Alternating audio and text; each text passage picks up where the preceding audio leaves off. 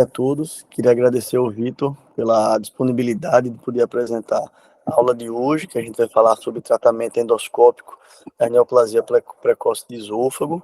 O professor Vitor é professor associado da UFMG, é diretor da unidade de endoscopia digestiva do Hospital Contorno, do Hospital Mater Dei da unidade Contorno, co-diretor da Clínica Modelo Medicina Oral Digestiva e presidente do Comitê Científico da SOBED 2023-2024. O professor Vitor fez o treinamento dele em dissecção de submucosa no Japão, em Singapura, tem um doutorado em detecção precoce das lesões do esôfago, e ele não ficou só na detecção, foi procurar o tratamento também, tratamento avançado. Eu não tenho dúvida que o Vitor é um dos experts do Brasil e do mundo em dissecção de submucosa e de esôfago, não só na dissecção, como no diagnóstico delas. Então, vamos começar a aula, professor Vitor. Boa noite e muito obrigado pela disponibilidade. Muito bem, bom, boa noite a todos, né? Primeiramente, agradecer a SOBED Alagoas, Sociedade de Gastroenterologia também de Alagoas, por esse gentil convite. É uma alegria estar com vocês, particularmente por estar o convite aqui pelo vice-presidente da SOBED Alagoas, que é o Dr. Antônio Carlos, que é uma pessoa que a gente tem muita consideração, grande amigo nosso, foi um dos melhores residentes que já passou no nosso serviço, né? A gente tem realmente a melhor estima e consideração. Ficamos muito felizes aí, Antônio, de ver você hoje como vice-presidente do capítulo, né? Desejamos aí que você siga com o seu comprometimento aí com a sociedade de endoscopia, junto com seus colegas, né? Fazendo crescer o capítulo de Alagoas. Nós, da Comissão Científica da SOBED, particularmente, somos muito gratos a Alagoas pela hospitalidade, né? Recentemente no congresso, no simpósio internacional, né? Que foi um grande sucesso realmente, o primeiro evento da gestão do nosso presidente Herbert, né? Que é daí de Alagoas, e o resultado final realmente foi um resultado que encheu a todos de alegria, né? Superou completamente as expectativas, e nós sabemos que isso também se deve ao empenho e comprometimento aí dos colegas do capítulo, né? Dos endoscopistas aí alagoanos. Então, é com muita alegria que eu participo aqui dessa sessão com vocês. Eu vou compartilhar aqui a minha apresentação. Vamos ver aqui se conseguimos. Fizemos um teste antes, né, Toninho? Vamos ver se vai funcionar aqui. Comecei o compartilhamento, agora eu vou na aula. Eu queria só confirmar, Toninho, se o slide entrou, se está em tela cheia, está tudo certo. Tá tudo certo, tá em tela cheia, tá ótimo o som também. Então, beleza. Então, nós vamos começar, né, sobre esse tema que realmente eu sou apaixonado, né, me dedico há muitos anos, que é o tratamento das neoplasias precoces de esôfago. E essa palestra que eu vou apresentar para vocês, eu apresento aqui em primeira mão no Brasil, porque essa é uma palestra que eu preparei para o DDW desse ano, que foi agora em maio, né, de 2023, que eu apresentei lá, e é exatamente a mesma palestra que eu vou apresentar para vocês, que é o tratamento dos tumores precoces de esôfago, tanto os escamos celulares quanto os relacionados ao esôfago de Barrett. Esses são meus conflitos de interesse, mas que não têm nenhuma relação com essa apresentação. Bom, vamos começar então sobre o tratamento do câncer escamocelular de esôfago, né? A minha apresentação vai ser baseada nesses dois guidelines, né, que é o guideline da Sociedade Japonesa, que foi publicado em 2020, sobre o tratamento do câncer de esôfago, e também o guideline europeu, agora de 2022, que é um update sobre a ISD em geral, e tem uma ênfase grande também em esôfago. Então, esses dois guidelines são a sustentação científica aqui dessa apresentação. Bom, vamos começar sobre o CCE. O CCE, o papel da mucosectomia é muito restrito. Então, assim, praticamente quando a gente fala de CCE hoje, a gente fala de dissecção submucosa. No Barrett é um pouco diferente, a gente vai ver adiante. Quando que a gente indica uma mucosectomia para um câncer precoce de esôfago? Somente para lesões muito pequenas. menores a 10 milímetros. Por exemplo, esse caso aqui é uma lesão ultra precoce, que nós usamos a técnica de mucosectomia com CAP para fazer a ressecção. No esôfago, a mucosectomia tradicional, que é aquela de injetar e ressecar com alça, não funciona bem. Ou você usa um cap de aspiração, ou você usa uma ligadura elástica. Mais adiante eu vou mostrar como que a gente faz isso na prática. Então, quando a gente fala de câncer precoce, de esôfago, escamo celular, a gente fala de ISD. Quais são as indicações, né, as recomendações da ressecção endoscópica de acordo com o guideline japonês? Então, todas as lesões cuja suspeita, né, vamos dizer assim, o diagnóstico clínico do nível de invasão e profundidade seja bem superficial, restrita ao epitélio ou à lâmina própria, elas são boas indicações para ressecção endoscópica. Se não acomete toda a circunferência do órgão, é a indicação absoluta. Então, os pacientes vão sempre para a ressecção endoscópica. Quando a lesão ela é superficial, acomete o epitélio lâmina própria, porém ela acomete toda a circunferência do esôfago, no guideline japonês a gente avalia a extensão da lesão. Se a extensão é menor a 5 centímetros, é indicado a ressecção endoscópica. Se a extensão é maior a 5 centímetros, os japoneses já não indicam mais a ressecção endoscópica, o paciente é derivado para o tratamento cirúrgico ou químio e radioterapia.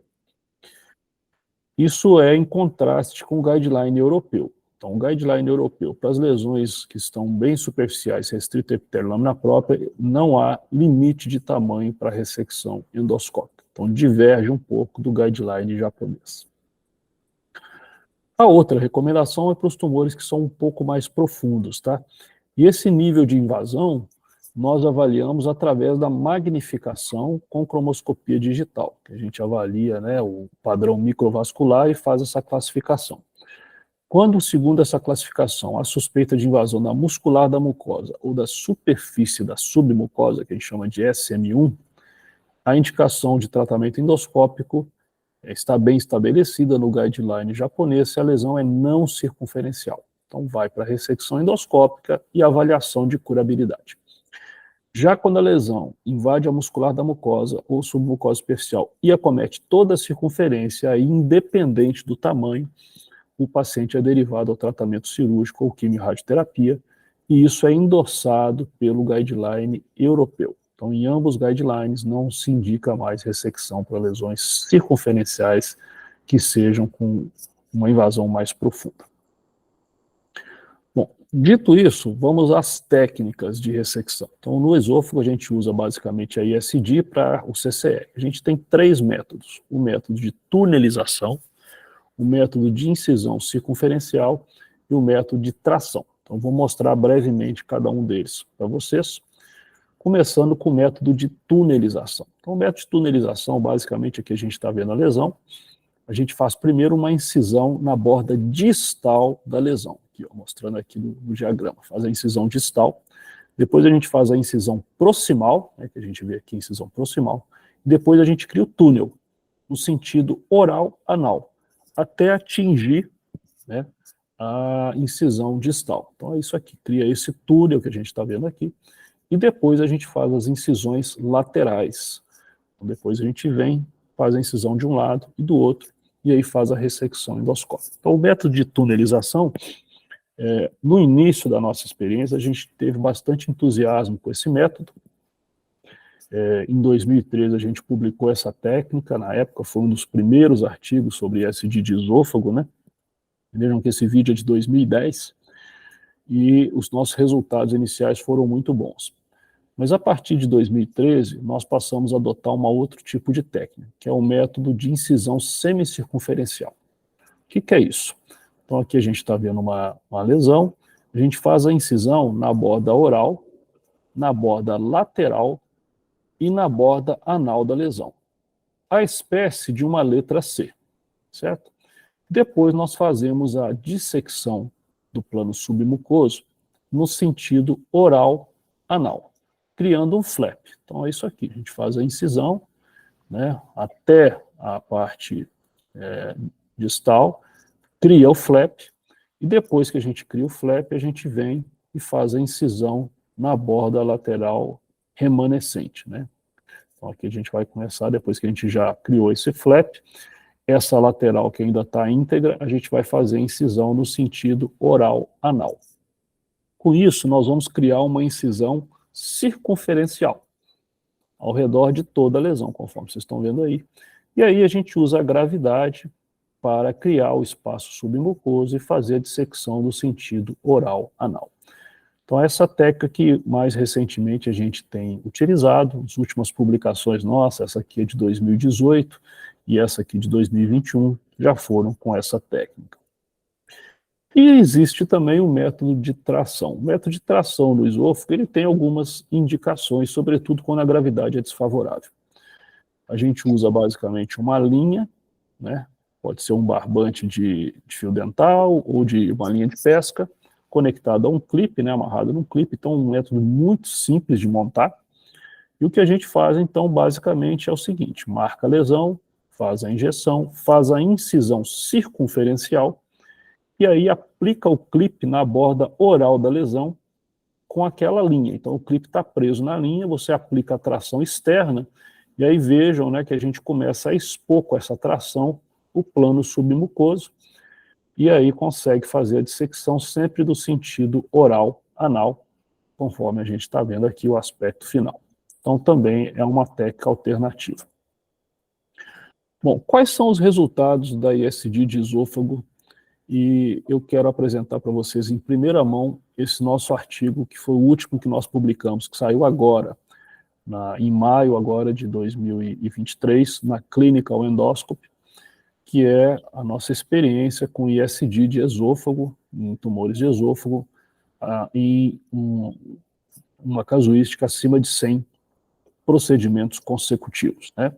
E esse é um artigo que eu tenho muita consideração, muita estima, porque eu fiz com os meus professores, né, do Japão, foram o professor Morita, o professor Toyanaga, eles foram meus coautores nesse estudo.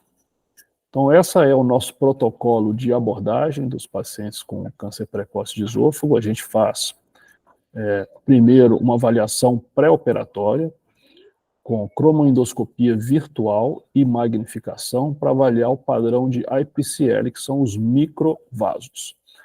Quando esse padrão de IPCL mostra a classificação tipo B1 da sociedade japonesa, né, que é aqueles vasos que são formação loop, a lesão ela é restrita ao epitélio lâmina própria. Para esses casos a gente sempre indica ISD.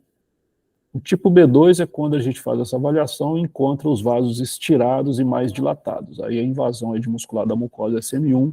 No nosso serviço nós também indicamos ISD para esses casos. E o tipo B3, que é quando a gente vê aqueles vasos anômalos, grosseiramente dilatados, com áreas avasculares. Nesse caso, a suspeita de invasão maciça da submucosa. Nesses casos, o que nós fazemos, a gente faz um estadiamento mais minucioso, com ecoendoscopia, com PET scan, para avaliar se o paciente é candidato ou não. Se ele tiver, né, a ecoendoscopia for negativa para invasão maciça, ou o PET scan também negativo para metástase, a gente encaminha para ISD. E todos os pacientes que tenham suspeita, né, de invasão profunda da submucosa ou linfonodos claramente suspeitos, aí são derivados para tratamento cirúrgico ou quimio-radioterapia. Então esse é o nosso protocolo de abordagem, né? Basicamente o que a gente faz ISD é nesses casos tipo B1 e B2, tipo B3 geralmente é caso a caso que a gente avalia. Quais são nossos resultados então? A nossa taxa de ressecção em bloco de 96%, ressecção R0 81%, ressecção curativa, vejam aqui, 65%, eu vou voltar nisso aqui daqui a pouco. Eventos adversos a gente teve em 5,7%. Quando a gente compara com a literatura, aqui estão várias casuísticas, né, publicadas, trabalhos japoneses basicamente, a gente faz uma comparação dos nossos resultados, a gente observa, né, que a taxa de ressecção em bloco é em torno aí realmente de 95% a 100%. Nós estamos dentro dessa estatística. Taxa de ressecção R0 vai variar realmente de 80% a 90% na maioria das séries. Taxa de complicações também em torno de 5% a 7%. e vejam, senhores, a taxa de ressecção curativa, como que ela varia, de 65%, 69%, 70%. Ela é bem inferior à taxa de ressecção R0 em bloco. Então, mesmo que você tenha uma ressecção em bloco e R0, que é margem livre, a ressecção pode não ser curativa. Por que isso? Porque no esôfago o critério de cura é muito restrito. Então, aqui, quando a gente avalia o nível de invasão em profundidade, presença de invasão linfovascular, a gente estima o risco de metástase e é isso que determina se o procedimento é curativo ou não. Então, no esôfago, apenas os tumores muito superficiais, restrito ao epitélio laminar própria, que não tem invasão linfovascular, têm um risco de metástase muito baixo e é verdadeiramente considerado tratamento curativo, que não requer nenhum tratamento adicional. Pra vocês terem ideia, o paciente que invade a muscular da mucosa, mesmo que ele não tenha invasão linfovascular, o risco de metástase linfonodal é de 5%. Então, tecnicamente, o procedimento não é considerado curativo, apesar de que nós não indicamos tratamento adicional para esses casos. Já quando a invasão da muscular da mucosa é acompanhada de invasão linfovascular, ou a invasão profunda, né, ou invasão da submucosa, SM1 ou SM2, vejam que há um salto aqui do risco de metástase linfonodal para 20%, 25%. Então, todos esses casos são considerados não curativos e todos esses pacientes têm que ser submetidos a tratamento adicional. Então, e o que a gente faz? Qual é o tratamento adicional que a gente recomenda para o procedimento não curativo? Então, durante muito tempo houve muita controvérsia sobre o que fazer, se indicava cirurgia, se fazia quimio-radioterapia, mas a partir da publicação desse estudo que saiu no Gastroenterology em 2019, isso eu acho que foi pacificado. Então, esse é um estudo japonês, prospectivo, multicêntrico, com quase 200 pacientes de 23 instituições. O que eles analisaram? A eficácia da ressecção endoscópica e da quimio-radioterapia seletiva para os pacientes com estadio T1 de câncer de esôfago, né, CCE de esôfago. E o que eles observaram é que quando a gente faz a ressecção endoscópica mais a quimio-radioterapia para os pacientes não curativos, a gente tem uma taxa de sobrevida em 3 anos de 90% a 92%, o que é igual ou superior à taxa de sobrevida da esofagectomia. Portanto, a partir desse estudo, na nossa casuística, praticamente, vejo os senhores aqui, esses aqui são os casos não curativos da nossa série, a maioria hoje encaminha realmente para quimio-radioterapia. Alguns pacientes muito específicos a gente indicou esofagectomia, pacientes jovens realmente, ASA 1, e o que a gente observou que a maioria dessas peças, de 4 pacientes, os 4 pacientes, as peças foram todas negativas. Então, nossa conduta hoje é fazer quimio-radioterapia adjuvante para esses casos. Bom, então isso era sobre o CCE. Agora, na segunda parte da minha apresentação, eu vou falar sobre as neoplasias relacionadas ao Barrett. Então, quais são as indicações de ressecção endoscópica em pacientes com neoplasias associadas ao esôfago de Barrett? Toda vez que a gente tem uma lesão visível, que tem na biópsia uma displasia de baixo ou alto grau ou um adenocarcinoma, desde que seja um adenocarcinoma inicial, superficial. Quando o adenocarcinoma é intramucoso, a indicação endoscópica é indiscutível. Quando ele invade a submucosa superficialmente, a gente avalia alguns critérios. Os tumores considerados de baixo risco são aqueles menores a 3 centímetros, com margens livres, que não têm invasão linfática ou vascular. Nesses casos, com esses critérios aqui, a taxa de metástase linfonodal é de 1,4%. Então, para esses casos, mesmo quando tem invasão SM1, a gente considera apenas tratamento endoscópico como potencialmente curativo. E aí, quais são as estratégias técnicas, né, diante de um paciente com displasia no Barrett, com adenocarcinoma? A gente vai fazer mucosectomia ou ISD? Há uma certa controvérsia na literatura, tá certo? Quando a gente olha o guideline europeu de lesões relacionadas ao Barrett, qual é a conduta deles? Os tumores que são pequenos, menores que 2 centímetros, que não têm sinais de invasão da submucosa, ou que sejam multifocais, dá preferência para a mucosectomia assistida por bandas. Já as lesões que são com suspeita de invasão superficial, ou maiores que 2 centímetros ou que tem fibrose, a preferência é pela ISD. E é basicamente o que a gente faz também. Então veja aqui alguns casos ilustrativos. Esse é o caso número 1, um paciente com umas pequenas linguetas de Barrett, né, vocês conseguem avaliar aqui, cuja biópsia mostrou uma displasia de alto grau nesse Barrett curto. Aqui a gente vê, né, luz branca, aqui a cromoscopia com ácido acético, aqui as lesões suspeitas, né? Então, o que a gente realiza nesses casos são bons candidatos para mucosectomia, que são lesões pequenas, de baixo potencial. A gente marca essa lesão antes e coloca esse kit próprio aqui na ponta do endoscópio, como se fosse um kit de ligadura, vai lá, aspira então a lesão para dentro desse cap, dispara a banda elástica, e aí o que é muito importante, a gente vai usar uma alça monofilamentar e vamos cortar sempre abaixo aqui da banda elástica. E aí a gente vê o aspecto final.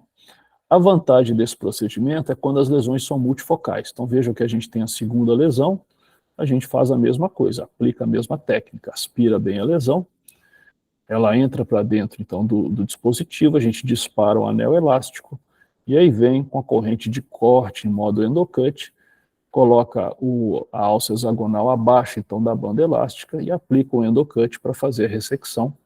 Esse é o aspecto final.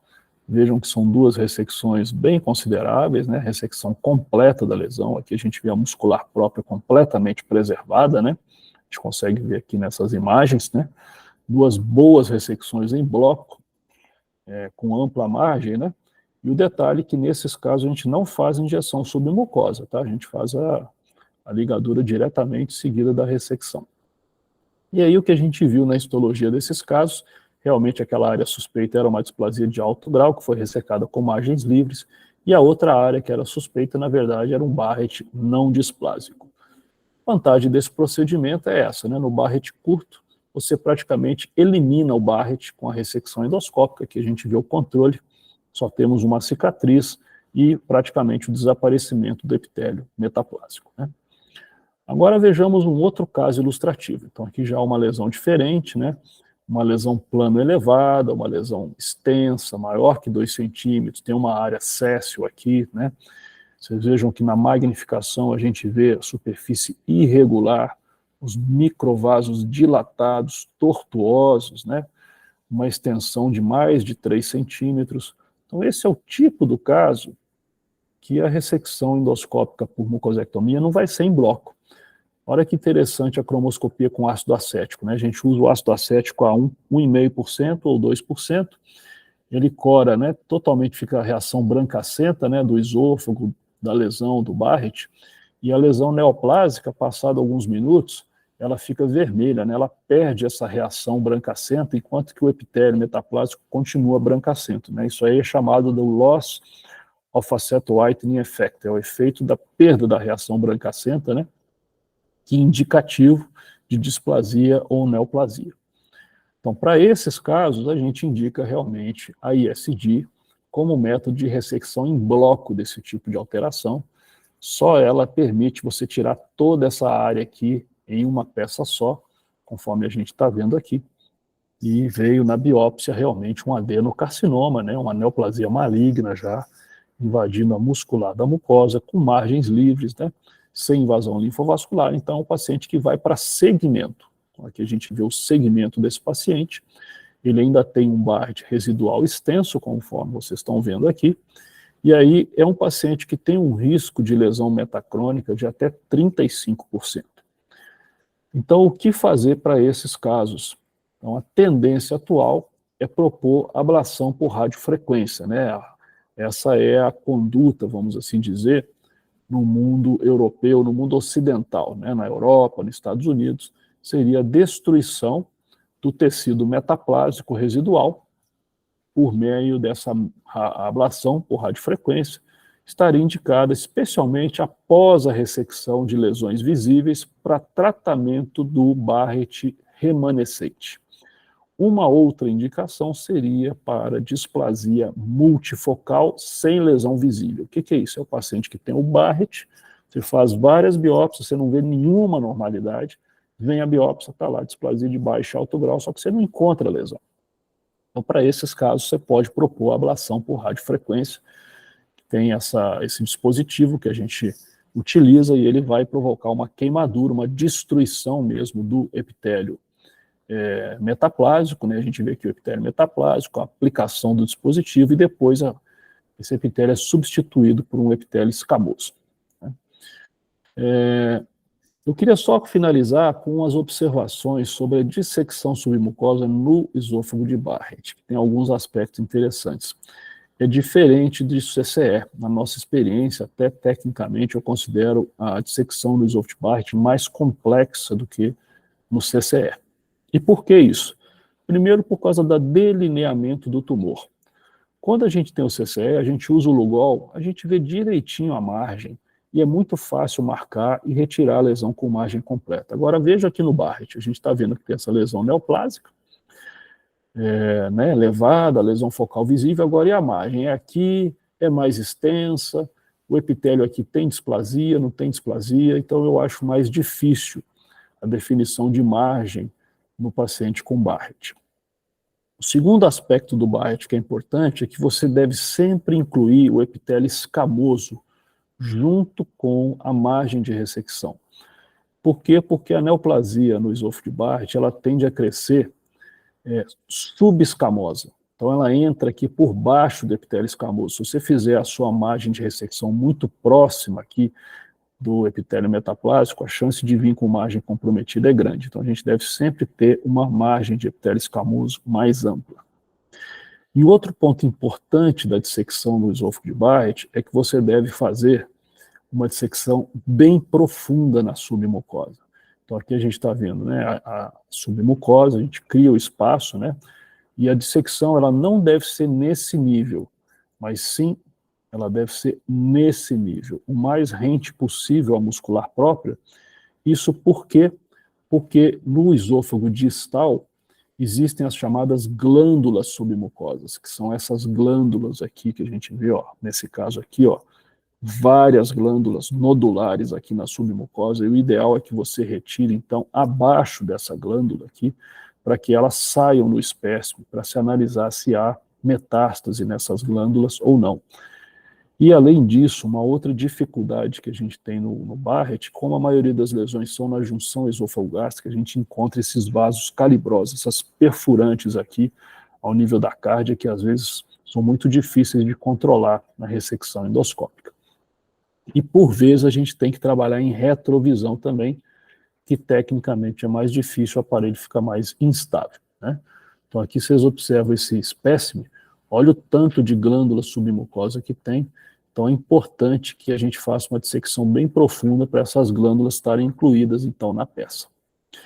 Qual é a nossa experiência com o esôfago de Barrett, né, com ressecção endoscópica? A gente apresentou no DDW esse trabalho, esse pôster, né, que é sobre o aspecto, né, sobre a eficácia clínica da ISD nas neoplasias relacionadas ao Barrett. Foram um total de 27 pacientes que a gente apresentou, e o que a gente observou aqui é um resumo dos resultados, uma taxa de ressecção em bloco bastante alta, de 96%, né, com uma taxa de ressecção R0 de 85%, veja que já é um pouco diferente, né, cai um pouco a ressecção R0, é mais difícil ver a margem realmente, mas a taxa de ressecção curativa ela é até apreciável, de 77%, até superior ao CCE, índice de efeitos adversos foi bem baixinho, de 1%. E a recorrência a gente observou em 3 casos, então esses pacientes devem ser sempre acompanhados metodicamente, né, após a ressecção. O que a gente conclui com esse trabalho, né, realmente a eficácia da ISD como método para tratamento das lesões relacionadas ao Barrett e a proposta da ablação por radiofrequência para o tratamento do Barrett residual pós-ressecção. Para finalizar, pessoal, esse é meu slide final, né, o que a gente gostaria de deixar de mensagens é que, né, a capacitação melhor dos endoscopistas no diagnóstico e mesmo os recursos tecnológicos que a gente tem tido maior acesso, tem aumentado a detecção do câncer precoce de esôfago. E isso é importante porque a ressecção endoscópica é a terapêutica de escolha para esses pacientes. E se a gente conseguir sempre fazer uma ressecção em bloco, a gente vai permitir um estudo histológico muito mais preciso, que é o que vai determinar depois se o procedimento foi curativo ou não, e se é necessário algum tipo de tratamento pós-ressecção. Então, era isso que eu queria apresentar para vocês. Muito obrigado aí pela atenção de todos. Eu vou interromper o compartilhamento aqui e fico à disposição aí para qualquer pergunta ou qualquer comentário. Vitor, muito obrigado pela aula. Como sempre, muito elucidativa, fácil de entender e excelente. Tem uns questionamentozinhos, uma coisa simples. Por exemplo, antibiótico profilaxia na dissecção de esôfago. Você acha que vale a pena? Você faz, você não faz? E por que, se você não fizer? Muito bem, essa é uma ótima pergunta. Os guidelines são conflituosos, não são enfáticos na necessidade de antibiótico profilaxia, mas na nossa experiência clínica, eu já tive 2 ou 3 casos de bacteremia pós-ISD de esôfago. Inclusive, um paciente fez uma bacteremia sintomática com hipotensão, precisou inclusive ser transferido para terapia intensiva. Então, desde então, em todos os casos, eu indico a antibiótico profilaxia. A gente faz geralmente com cefazolina ou com clindamicina, dependendo do caso, que são os antibióticos que a gente utiliza, a gente mantém por 24 horas a profilaxia. A substância que você está usando para dissecção, você está usando manitol, soro ou colírio? O que você está preferindo na sua prática clínica? O ideal para esôfago é usar uma substância viscosa. Faz muita diferença a substância viscosa para manter aquela elevação por um período mais longo, para você ter mais tempo, né, de fazer a dissecção. Então, nós utilizamos já até uma linha de estudo nossa, o hialuronato de sódio comprado em farmácia, né? É um colírio realmente, que ele vem estéreo, né? O nome comercial é Adaptis Fresh. Ele não é tão bom quanto o hialuronato de sódio lá japonês, né? Que a gente chama de Mucoap, mas ele resolve. E a gente usa, ele é mais econômico, a gente dilui ele com soro fisiológico, coloca bem pouquinho de adrenalina e a gente usa essa solução. Isso é encontrado em farmácia, né? Farmácia assim de maior porte, você consegue encontrar. E a diluição é 50-50 ou você tem uma diluição específica para ele com soro fisiológico? A gente usa, geralmente vem 10 ml do frasquinho, a gente dilui com 10 ml de soro, então meio a meio, né? E colocamos 0,2 de adrenalina, 0,2 ml, só uma gotinha quase de adrenalina. Na sua experiência, se você fala que você prefere fazer a dissecção em C, que você acha melhor, mas para quem está começando, logicamente, após um treinamento adequado, você acha que a tunelização é mais fácil ou a em C você acha que fica mais fácil para se fazer em relação ao aprendizado? Olha, o método de tunelização, o que acontece? A partir do desenvolvimento do POEM, ganhou-se uma familiaridade com essa técnica de túnel, Isso. certo? Só que tem um detalhe. O túnel no POEM, ele é um túnel mesmo, que vai ser fechado depois, ele vai ficar coberto pela mucosa. O túnel na ISD, depois ele vai ficar aberto. E no túnel do POEM, a gente sempre acaba, mesmo que acidentalmente, danificando um pouco a muscular própria. E isso acontece na ISD também. Então, eu não gosto muito da técnica de túnel para ISD, porque eu acho que, em alguns casos, você danifica um pouco a muscular própria. Então, eu prefiro essa técnica de incisão circunferencial. Eu não acho que uma técnica é mais fácil que a outra. Certo. Porque o esôfago realmente é um órgão que você já deve, para você começar, você já deve ter uma experiência, pelo menos prévia, em outros órgãos, né? Como, por exemplo, o estômago, ou até mesmo o reto, né?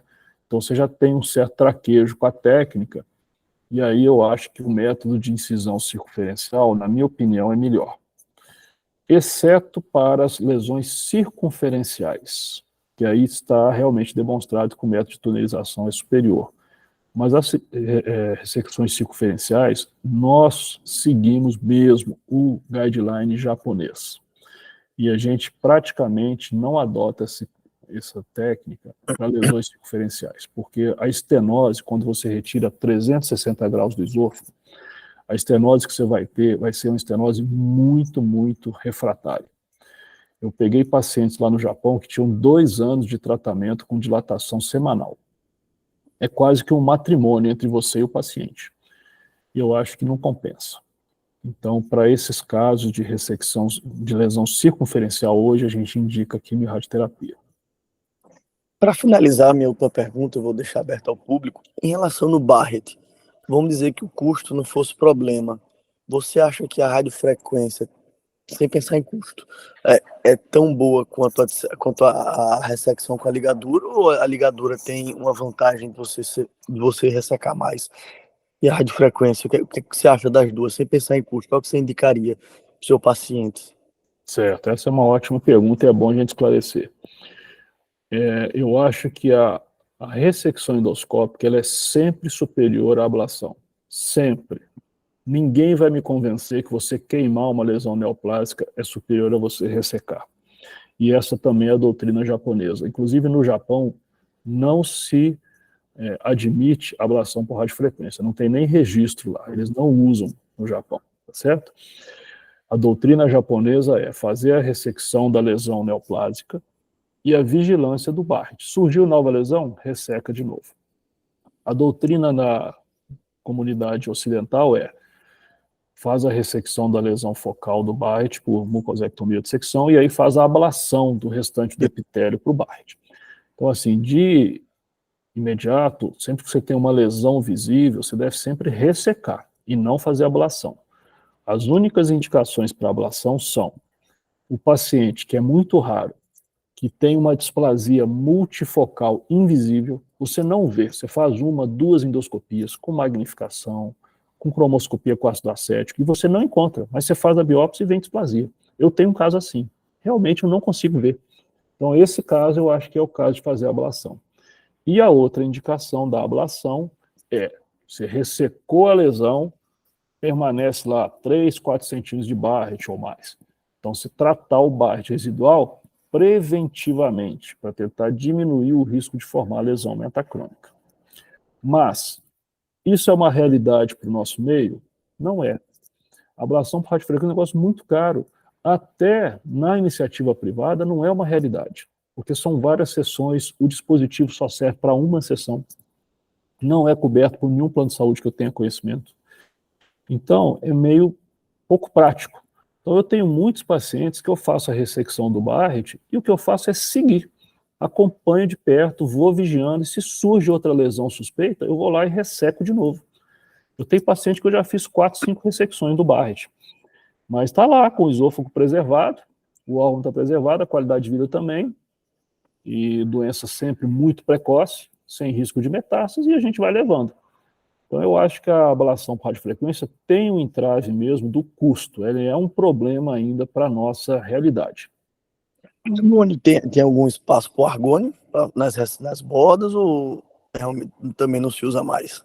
Isso é uma boa pergunta. O argônio, ele é muito criticado porque o argônio, quando você aplica o argônio, você não consegue ser homogêneo, aplicando a mesma potência, vamos assim dizer, em todo o segmento.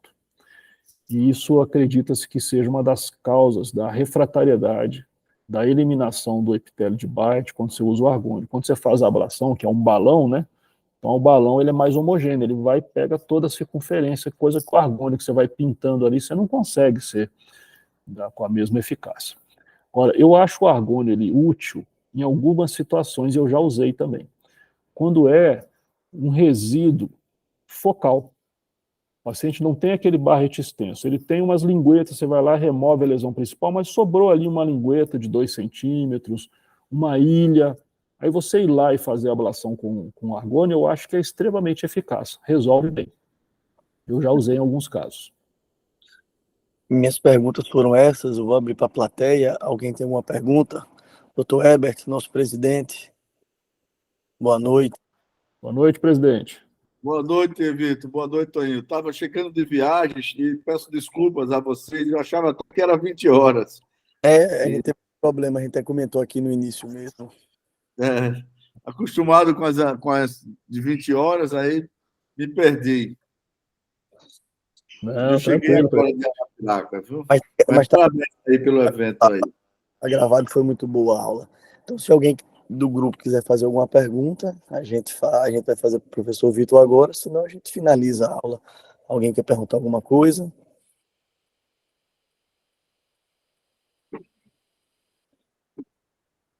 Eu acho que não. A Larissa. Perguntei tudo. Obrigado.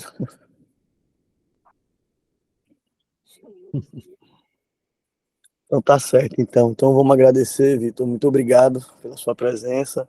A gente vai provavelmente chamar novamente você para alguma outra apresentação que tiver, alguma coisa. Você é expert em dissecção, então para a gente é sempre um prazer ter você aqui online ou presencial. Então, em nome da SOBED e da SAG, eu quero agradecer a sua presença aqui e a presença de todos. Muito obrigado. Boa noite. Boa noite. Bom, eu que agradeço, né? Como eu disse no início da minha apresentação, eu sou muito grato aí a todo o capítulo de Alagoas pelo apoio que nos deu aí no Simpósio Internacional de Maceió, que foi um grande evento, um evento que a gente tem muito orgulho de ter ajudado aí a gestão do professor Herbert, né? Ser o evento inaugural da gestão dele, e o papel aí dos associados aí de Alagoas e do capítulo também, né, da Carla, seu Antônio, de toda a diretoria aí da SOBED, foi muito importante para a execução desse evento tão exitosa, né? Então a gente tem realmente um carinho muito grande aí por vocês, e faço votos aí que o capítulo daí de Alagoas da SOBED, da Sociedade de Gás, continue frutificando aí, e nós da comissão científica estamos à disposição de vocês, porque precisarem. E aproveitamos aí, presidente, para fazer o convite, né, para a SBAD, lá no Rio de Janeiro. Realmente a grade está extraordinária, 4 dias muito intensos, com atividades de A a Z da endoscopia, parte básica, parte avançada, curso ao vivo, curso teste seus conhecimentos, então tem muita atividade mesmo, prova de especialista, né? Então a gente deixa o convite aí a todos, 23 a 26 de novembro aí. Temos 5 convidados internacionais já confirmados, presentes, né? E então vai ser um prazer aí contar com uma caravana aí de Alagoas aí invadindo aí o Rio de Janeiro. Com certeza. Herbert, você quer falar alguma coisa? Não, Tonho, só agradecer, né? Vocês trouxeram o nosso maior expoente aí, o presidente da comissão científica da SOBED, né? Deve ter sido uma aula muito brilhante, como sempre, né? E parabéns, Tonho. Eu não reconheci você, que você está muito cabeludo, Tonho. O próximo implante você vai me reconhecer mais cabeludo. Você vai ver. Boa noite a todos. A aula foi gravada, né, Tonho? Ela foi gravada, está gravada, e foi muito boa a aula, bem elucidativa. Você vai. Excelente. Obrigado. Boa noite, pessoal. Vou me despedindo aqui, viu? Obrigado aí. Boa noite.